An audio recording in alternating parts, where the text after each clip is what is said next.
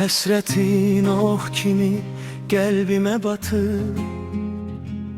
Sən adlı dərdim var sinəmdə yatır.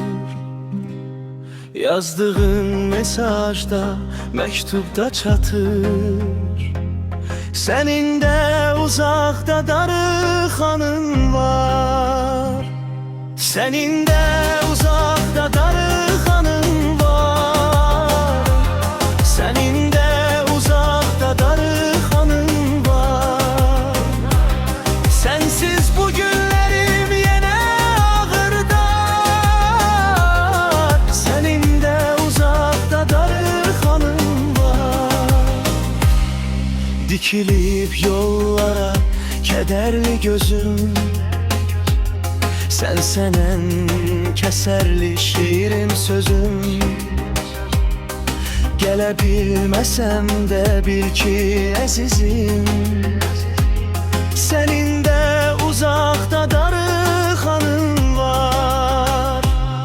Bir səsin yetərdi, qaydar nəfəsim.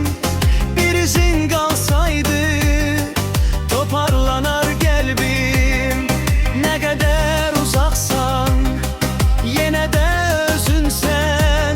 Sənin də uzaqda darıxanın var.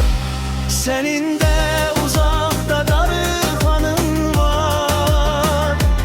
Sənin də uzaqda darıxanın var.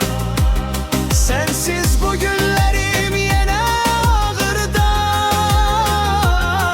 Sənin də uzaqda darıxanın var. Məni alovlara yaxdı həsrətin. Güləşdi, uduzdum, yıxdı həsrətin. Gözümdən üzümə axdı həsrətin. Sənin də uzaqda darıxanın var.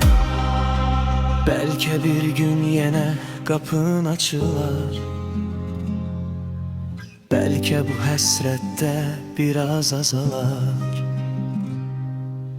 Mən burada gözləyəm, sən də orada bil.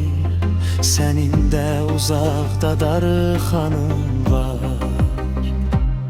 Sənin də uzaqda darıxanın var. Sənin də uzaqda darıxanın var.